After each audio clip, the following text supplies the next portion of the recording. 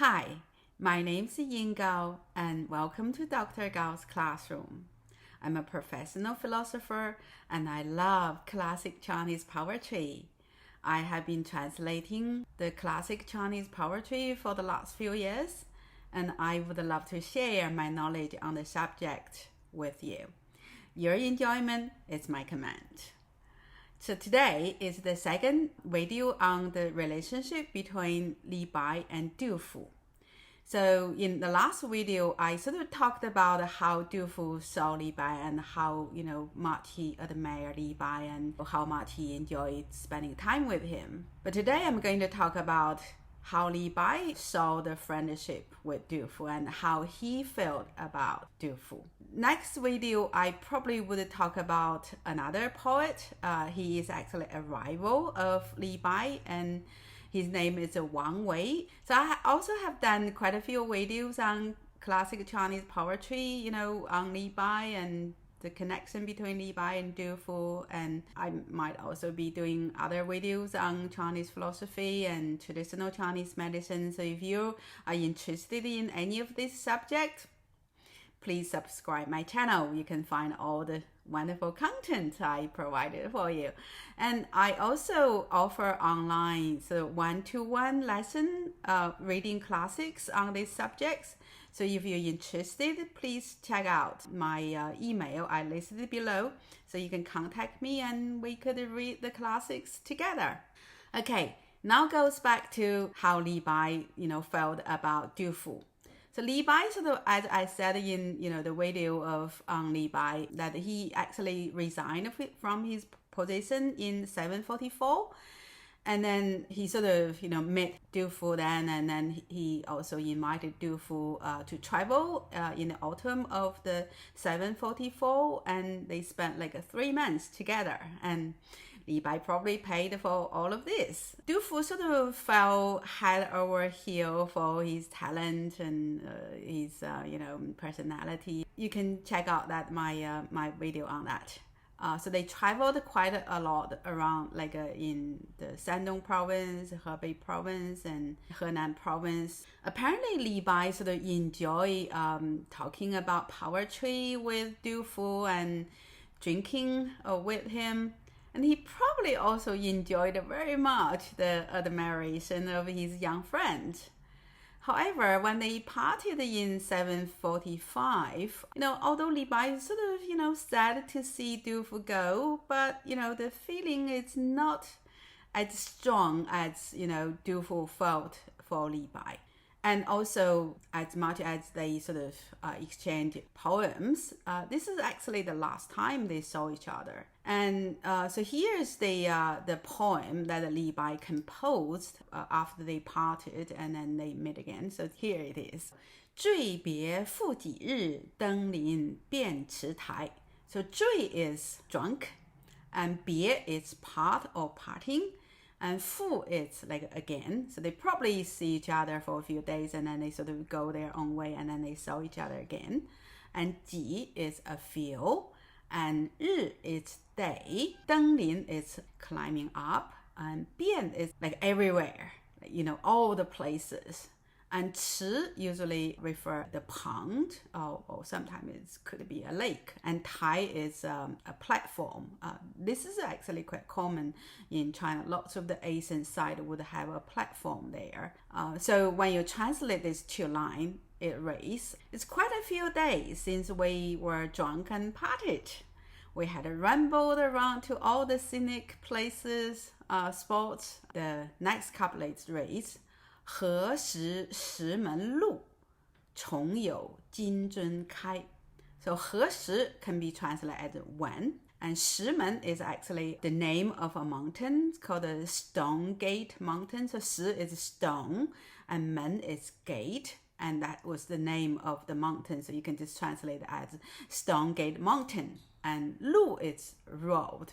So they probably, traveled around the Stone Gate Mountain, and that's where they had a drink. And 重 is again, and 有 is half. 金樽, 金 is gold, or it's actually the golden color, and 樽 is the pot of wine, and 开 is open. So when you translate two lines, it reads, one will go to Stone Gate Mountain and open another yellow pot of wine. So this is the second couplet. And the third couplet is, 秋波落逝水，海色明出来。秋 is autumn, and 波 is wave, and 落 is fall. 逝水 is the name of the river, so 逝 river, and 海 is the ocean or the sea, and 色 is color, and 明 is bright. 出来 is the mountain's name. So autumn waves are rising in the sea river. Actually, it's just the autumn wave sort of flowing into the sea river. And the sea is bright around Mount Chulai. So this is the scenery that they have been traveling around. And the next line is quite interesting. It's sort of, that's how Li Bai see their future. 飞蓬各致远，切近手中杯. So 飞 is flying, and 蓬 is the seed in the dandelion, the seed that can fly around. And 各自 is like each other or each, and 远 is far away. And 且 is for the moment. 近 is usually translated as exhausting something or used up something. But here, because they were talking about like wine, 近 can be translated as drink up. And 手中 is at hand. 中 is inside something, and 手 is a hand. So 手中 is at hand. And 杯 is the cup. So this can be translated as for the moment, let's drink up. Then let the wind disperse us like dandelion. So in this sense, Li Bai doesn't see them like getting together again. So it sort of sounds like a fatalistic sort of thing. I mean, Li Bai sort of loved the company of Du Fu, but he doesn't see that they are, be seeing each other a lot in the future. So he's sort of not deeply connected to Du Fu. The next poem I choose was really a funny one. Some people say it wasn't composed by Li Bai, it was just someone else making fun of Du Fu. But I think it might be composed by Li Bai, given the sort of personality Li Bai had. So this is how, Li Bai saw Du Fu. 饭科山头逢杜甫，顶戴笠子日着午。So 饭科 is like the rice bowl. And that was the name of the mountain. So 山头 is on the mountain. 逢 is meat. And 杜甫, of course, it's 杜甫. So 顶戴笠子日着午. 顶 is the top of the hat. And 戴 is wear, like you wear a hat. And 笠子 is a bamboo hat. 日 is the day or the sun, and 着午is actually the exactly noontime. So it was probably very hot. When you translate these two, it's quite funny if you can think of the picture. So on the Rice Bowl Mountain, I met Du Fu at high noon wearing a hat of bamboo. Or you can say sporting a hat of bamboo. And the next two lines even funnier. 借问别来太瘦身，总为从前作诗苦.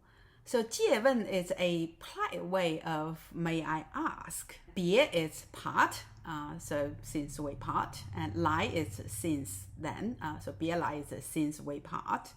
And 太 is to, and 瘦身 is the tongue sort of slang for being thin.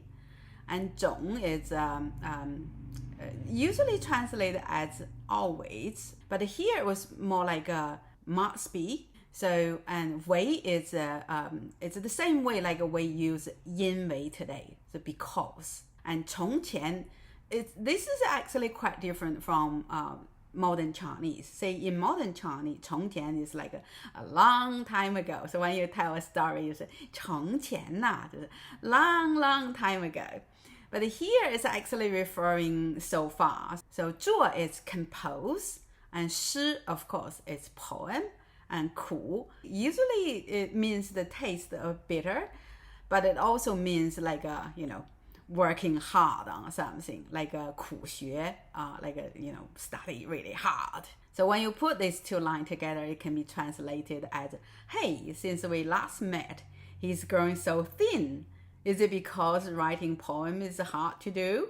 So it's kind of, because Li Bai is such a talented person. For him, poetry just comes so easy. He said, 李白斗酒诗百篇, like, he drink 1 liter of wine and then he write 100 poems.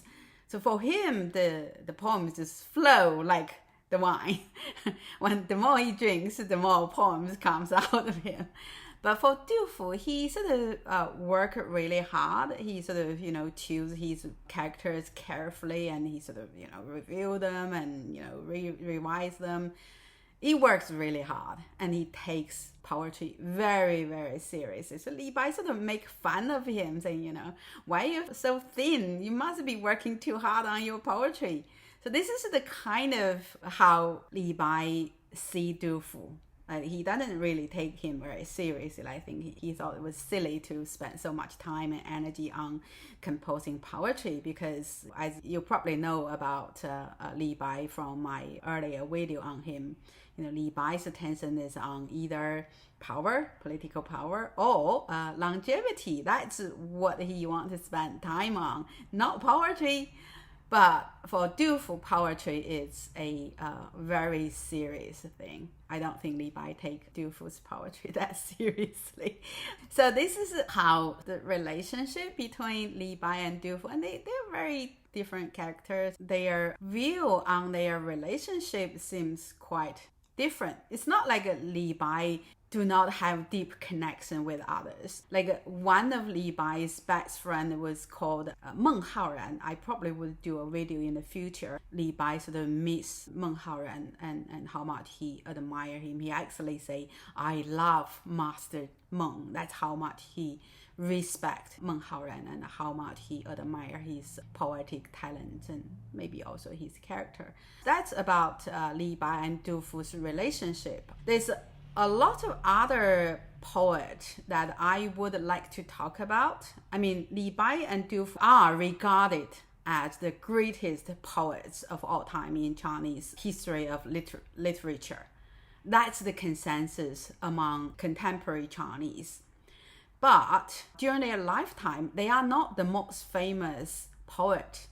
Actually, it was Wang Wei who were sort of known as the Buddha of poetry among Chinese due to his belief in Buddhism. So he actually was the most famous poet during Li Bai's time. It was quite interesting. I would like to talk a bit more of the the rivalry between Li Bai and Wang Wei. In my next video, I would talk about him. And if you like to read more poetry from Li Bai, Du Fu, or any other poet, or if you would like to read other like Chinese classics on classical philosophy or traditional Chinese medicine, I listed my email down below. You can contact me. Or if you just like the content of my video, please subscribe my channel.